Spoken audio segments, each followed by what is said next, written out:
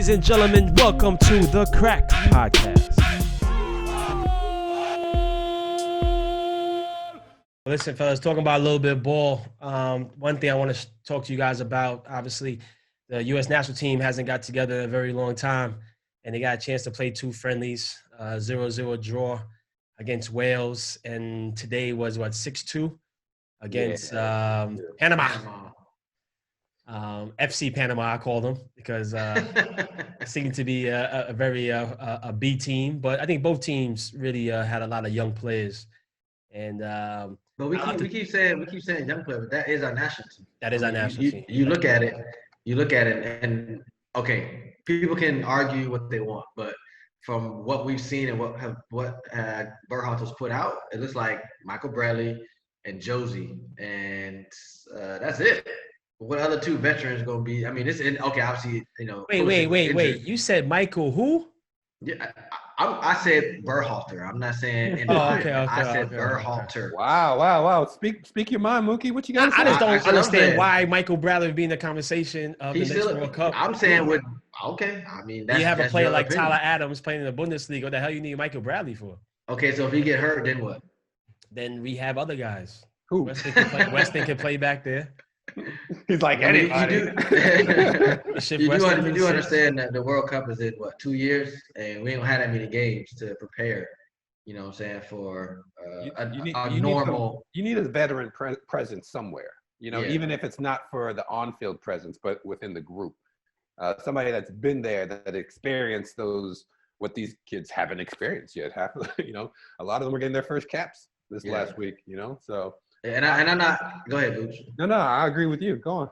Yeah, no, I'm not saying that Michael Bradley is that guy. I'm just saying, because I mean, if anybody knows Michael Bradley, he's going to want to start. He's going to want to play. But I can see him being a good team player if he doesn't start every week. I'm sure him and Greg have spoke, and if he's not starting every week, I'm sure Greg is still going to have him in the right mindset. And just knowing Mike, you know, saying I don't think he will, cause any, distractions to the team, and I don't think that's how he is. But in saying that, I mean, we can debate and see, okay, what veteran? Because you're gonna need some veteran in that's a great point. So in 2022, who do you think is a better leader for this young group, Michael Bradley or Josie Altidore? Michael Bradley. I think. I mean, in regards to leader, in regards to knowing their role within the team, it would probably be Michael. I mean, I think at that point, Josie would be. Still wanting to compete, right? So if he wasn't getting that first spot, it might be an issue. It might not. Who knows? But I would say that in retrospect, with Michael being probably the best veteran, Josie would probably fit in better in form right now because of who they have in his position versus who Michael has in his position. Right. Yeah, when's the last time Josie Altidore played 3 games? He's injured, right. Ain't he? I mean, right? you got a point, but it was even Greg Berhalter who made the statement saying, despite that, he's probably still the most talented number 9. Yeah, there you go. Wow. You know, if that's coming from the head coach. and what was my first point I said from Berhalter? That's exactly what I said. You still got Michael Bradley, you still got Josie, and those two guys from right now, what we see is going to be an intricate part in the team going forward as of now. So who? As of now, okay, I understand that point. Okay, but forget about the open. What did you see? What did you see in these games? What you like? What I saw, what I'm excited about, is the threesome of the young kid Musa, who plays for Valencia, who happened just mother was on vacation, gave birth to him in New York, and that's how he got his citizenship. Mother's on vacation, 9 months pregnant. Just let me.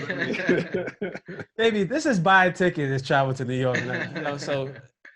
God bless mama, because the kid is a baller, and he definitely looked the part, drives the ball well, holds the ball up well, smart, intelligent decisions, good in tight spaces. Tyler Adams is a beast as a number 6, especially on the level of the U.S. national team. And then you have Weston McKennie, who's box to box, who these 2 games proved to me that this is his squad. Everybody say Pulisic, but this is West's squad. West is the glue. He might be the most talented. Look, West is the glue. I will say that you're right. You know, Tyler Adams, that 6th spot is his to lose right there, 100%. I would say Weston, for sure, that 8, that box to box, he has that engine for sure. I would say to say that it's his team versus Christian's or Christian's team versus his, they both hold very important roles, very different roles within this team, right? And you see in these last two friendlies, it's a different team when Christian's not playing, right? And they're not looking for him, which he usually takes the brunt of that responsibility on his shoulders to kind of begin the offensive threats. So yeah, Weston has an important role in the transition from midfield to attack, but Christian holds that hierarchy of that responsibility. Definitely. That final definitely. But what's more important, the engine or the attack? You tell me. Yeah, but you look at it, and you say, people gonna probably be like, oh man, you always talk about the old school and this and that. But I look at it like Claudio and Landon. You know what I'm saying? Claudio was the glue, like you talked about with like Weston. He was the leader. He was the man. He was the guy, and we went to him. You know, we needed to get, if Gooch, I'm sure you know, for being in center back, if you were under pressure and you saw Claudio, you give him the ball. If he has two people on him, if he has one, whatever, you give him the ball, he'll make something happen always. We're not, is Weston that type of player? I don't, maybe not, I don't know. But just this fact that y'all talking about being the glue and being one of the more important players, but then you have, or more attacking minded, and you have Landon. You know what I'm saying? Landon was that guy, but Claudio was still the more important player in that area. And I think this time around now, it's got to be Christian. Because of what he does on the ball, what he brings to the team, no one else can bring. Yeah. Not anybody. And that's, and I know I don't want to compare eras, that era from this era, because they're told four different players. Talking about right now.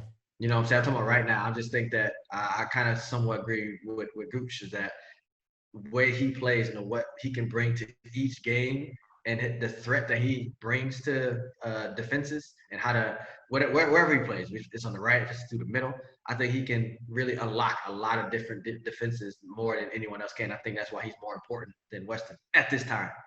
Imagine this transition from midfield to offensive threat with Weston, with Musa, with Christian. Yeah, it's nasty. Gio. Yeah, we didn't talk about Gio. Hold on. Right. Yeah, but Gio wasn't impressed with these. I didn't listen. I'm not talking about. I'm not talking about these two games. That's why he's asking to be on the bench. I'm not talking about. You're going ahead of time. I said imagine. This is like when they're all informed. Like, and Musa's only 17 as well. So imagine he has so much room. And played well. So don't talk about he's only 17. Yeah, he's played well, but this man Gio was in the top ranked midfielders in Europe right now.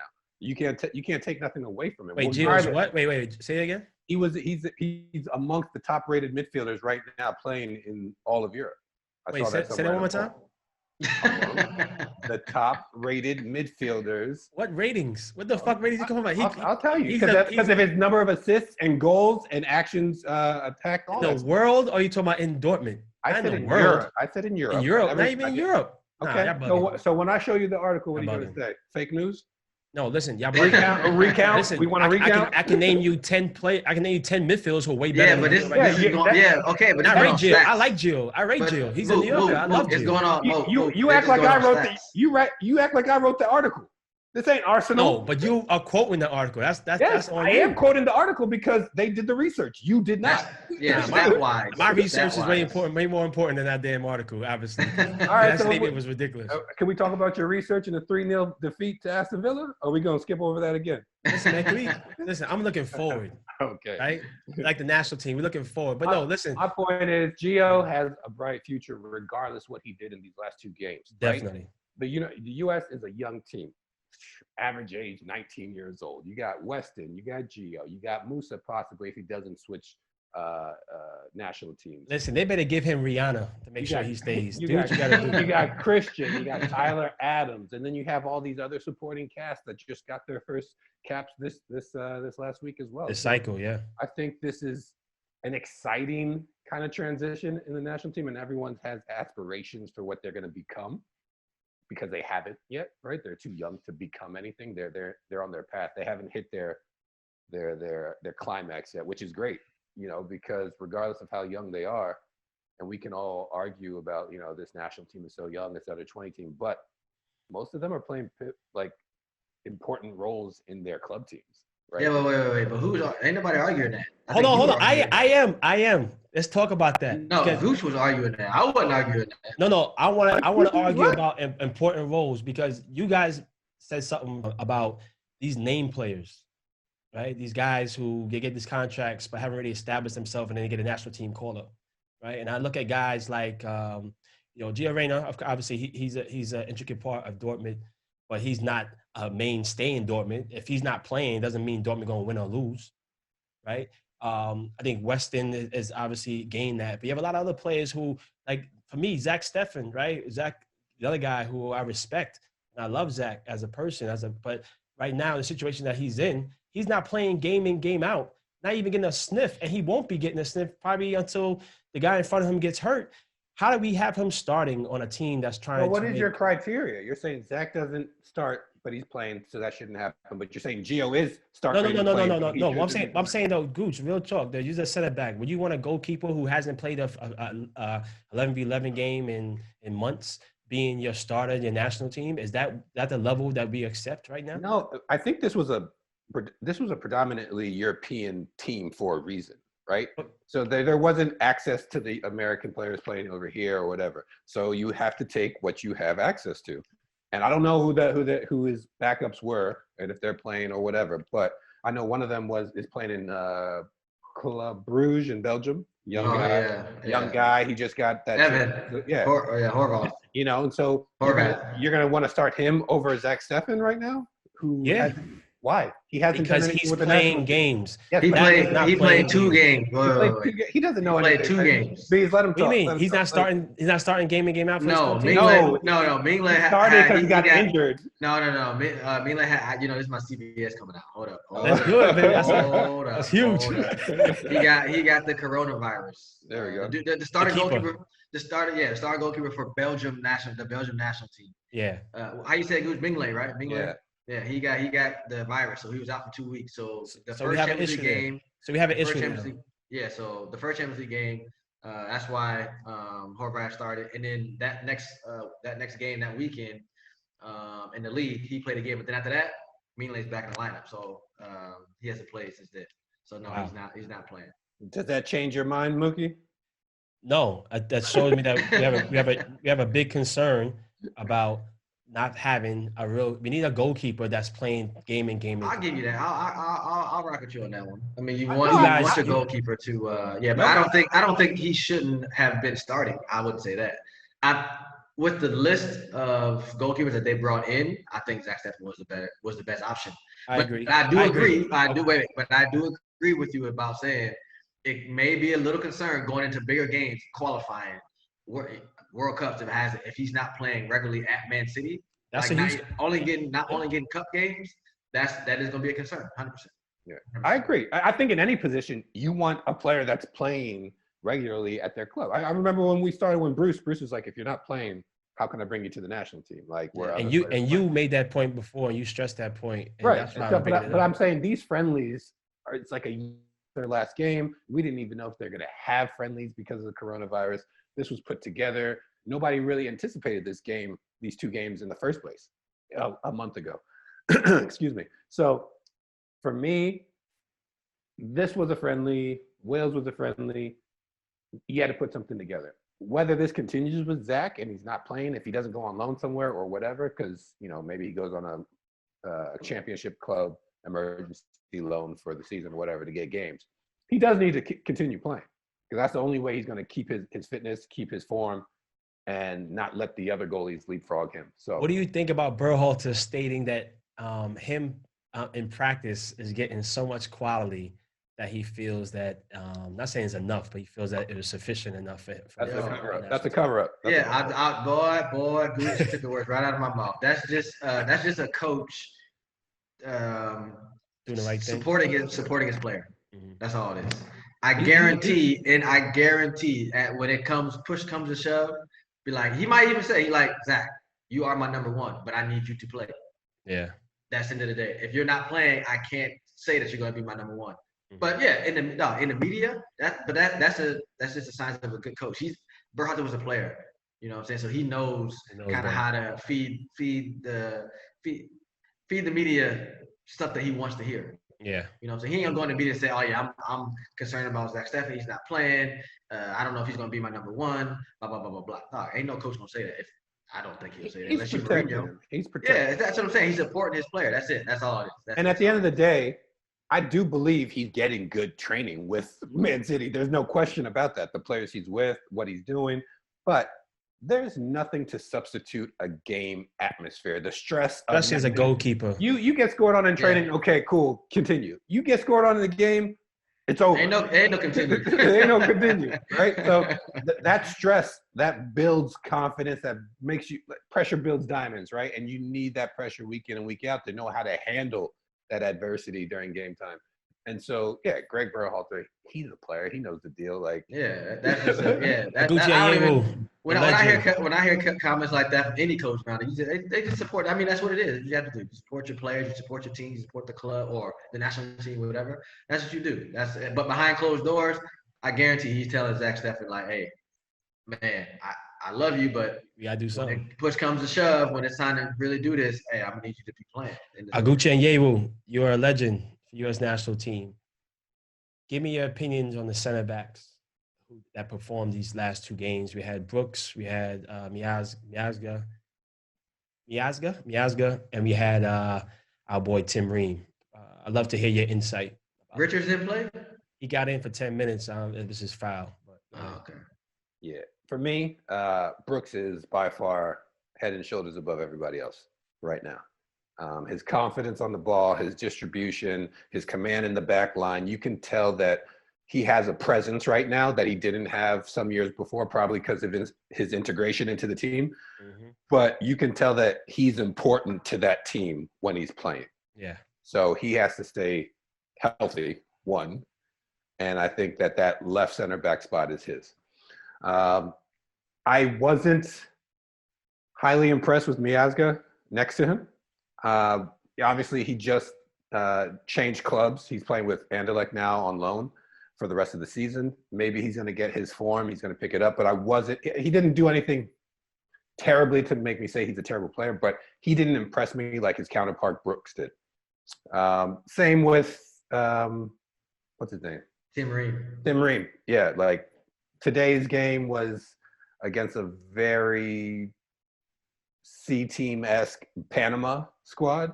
And I was hoping, because he is the mature and older and experienced player on that squad, to kind of show that and lead it. He had the captain's armband, but aside from the armband, I didn't really see the leadership in the game.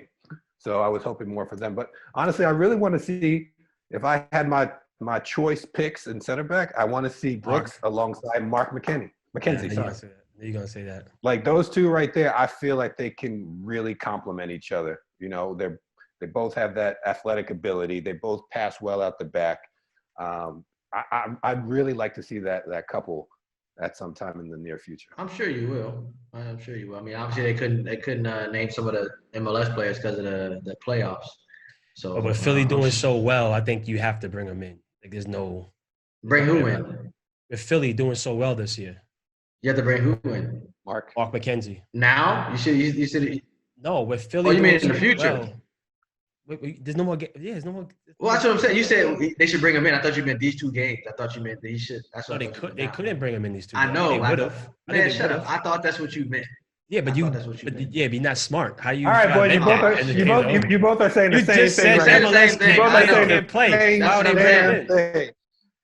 Same thing. Everybody's saying the same thing. Damn. I can't stand this guy, yo. I swear. Light skinned, boy. Hey, don't throw me into that. Yeah, you too. You too. Both of y'all light skinned. That's why you're wrong. That's why you're wrong. See, there you go. See, look at it. Sensitive. So Bees, I like to talk to you a little bit about the left back and the winger position, since you were both, right? This game, first game against Wales, we had Antoine Robinson, who played the left back, who is English American. He plays for Fulham as well. Mm-hmm. And in this game, they had Des come over from right back and play left side fullback. How important is it for us to have a left-footed left fullback or left wing back? I don't think it matters if it has a left, if the player has a left foot. I think it matters if that we have a left back that we can count on and be concrete and play and be counted for and be consistent. That's it. I don't think unless Berhalter has some think something against a right-footed player upon the left side. Can Des play that? Yeah, but that goes to show you that maybe And he did he's well not. today at the left side, but it was Okay, so Panama. It was Panama FC, so it was. Yeah, but that goes to show you that he's not. We're not very deep in that position. If he's putting another right-footed player in the left, that's getting him reps. You know what I'm saying? It's getting him reps in the left back position to say, okay, look, in some kind of game, if I need you to play left back, I know I can count. You know what I'm saying? So, and yeah, I mean, we need a left back. And I heard the first game wasn't great with Robinson. I don't know. I can't say because I didn't see the game. I just read. Well, let me tell you, Robinson's a stiff. He's a stiff. I didn't see the game. He's a stiff, man. To me, he's an old school English fullback. He just run down the line, kick the ball over the top. His passing execution was terrible. His touch on the ball was terrible. His vision, and terrible is harsh. I'm a harsh person. Man, I say you a tough critic. God, yeah, I am a tough critic. I'm a tough critic. It's life, right? It's life. Listen. Hey, I ain't mad at you. It's your opinion. All I got is an opinion. You know what I mean? Yeah, but in reality, what I expect and the level I expect that you and other left backs have set on the U.S. national team, I expect to reach that mark and better. And I don't want to see Antoine Robinson back in here. I don't want Tim Ream. I love you to death, my brother. I don't want to see you back in the U.S. fold. I think that we had some doubts on us having a number 9 and how deep we were at number 9. But today, the young boys, I think, really stepped up. I'm gonna mention. Don't talk quickly on that number 9 with the young boys. Was playing Panama FC now. So No. Yeah, I'm not even saying that Josie is in trouble. I'm just talking about in general. I was glad to see these young boys have success and show that they can actually find the back of the net. You know, and one guy I want to speak about is the gentleman who plays in French second division, Nicholas. How you pronounce that, Gooch? Go for it. Giacchini. He said, "Go for it."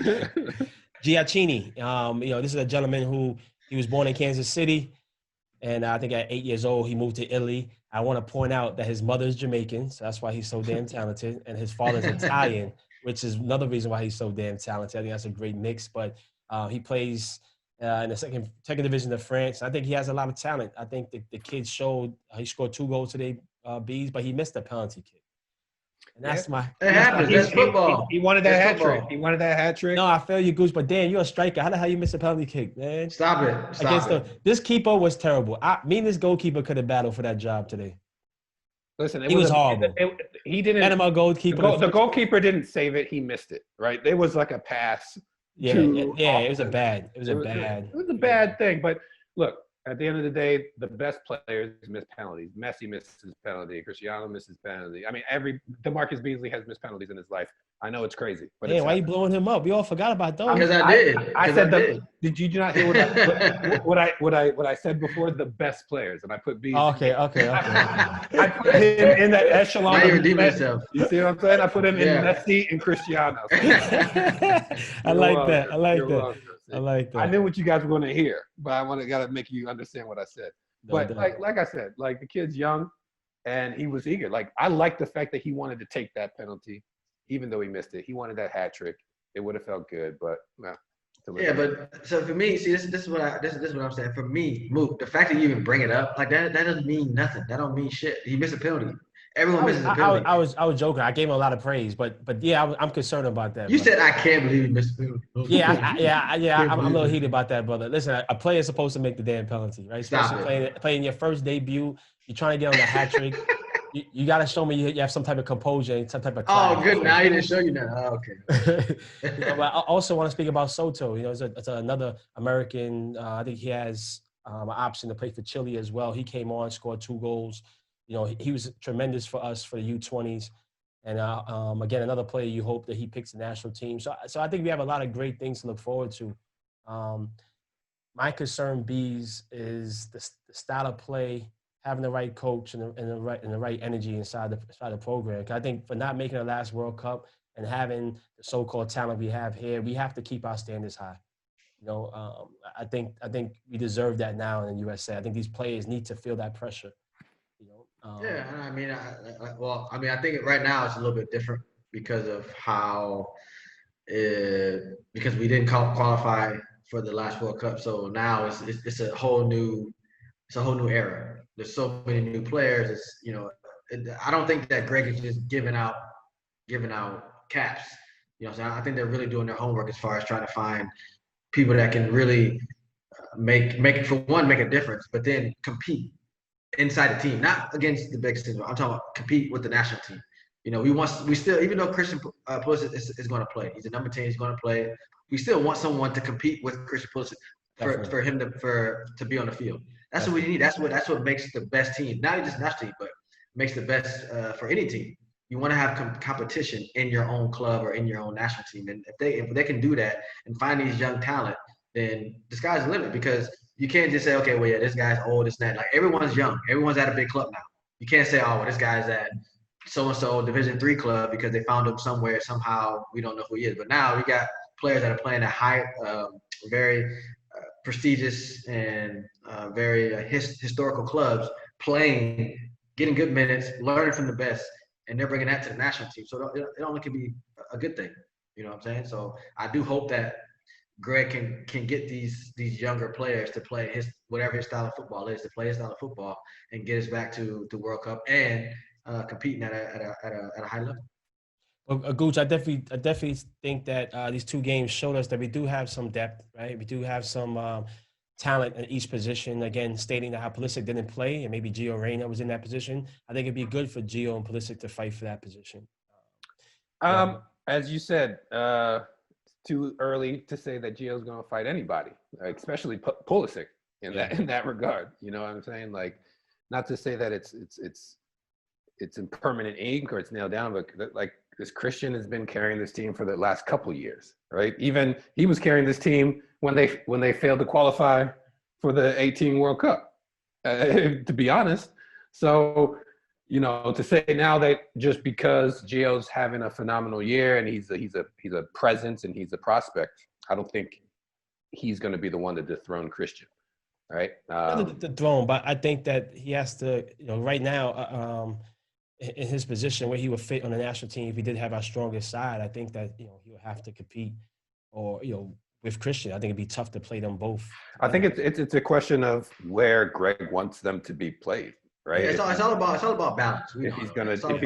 You saw how, like, we want Tyler Adams to be number 6, but he was like a right back number 6 for the longest time in the national team. Is he gonna still try to make hybrid role? Is he going to try and make him that? Or is he going to put him in the 6? Or is he going to have Christian as a 10? Or is he going to have him as a winger? Like, it's basically the style and system that Greg thinks will get the best out of the players that he has. Another concern I have is he's really on this national team. He got a lot of concerns, buddy. Right. Here's the thing, though, because our listeners want to hear from you too about the national team. So in saying that, the penalty kick came about, and Gio Reyna wanted to take it.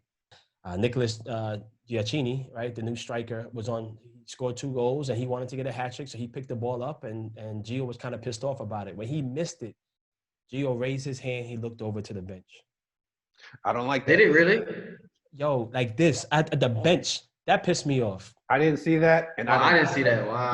But I don't like that whatsoever, because that indicates an ego for no reason. And within a team, you can't have that ego, especially that early on. As good as he is or thinks he is, or as good as he will be at that moment, I have no issue with that striker picking up the ball as a striker. I already scored 2 goals and wanted his hat trick. Maybe Gio's like, oh, I wanted my first goal. I just turned 18, blah, blah, blah. No, he hit a free kick that the goalkeeper scored. Oh, yeah, that's true. He had a free kick already. So, but in saying that, like, I understand that I'm not mad at him that he wanted to take it. I'm mad at him and his reaction after. If that was the case, I agree. I mean, I don't want because for one, I didn't see it. 2, we don't know because we just see what we saw. Well, Mookie, you saw what you can take from what you saw on the during the game. And take it as a Bible. But if that was if that was the case, that's wrong. That's wrong. Yeah, I don't like that. 100% wrong. 100%. If that was the case. If that happened like that, that's for me.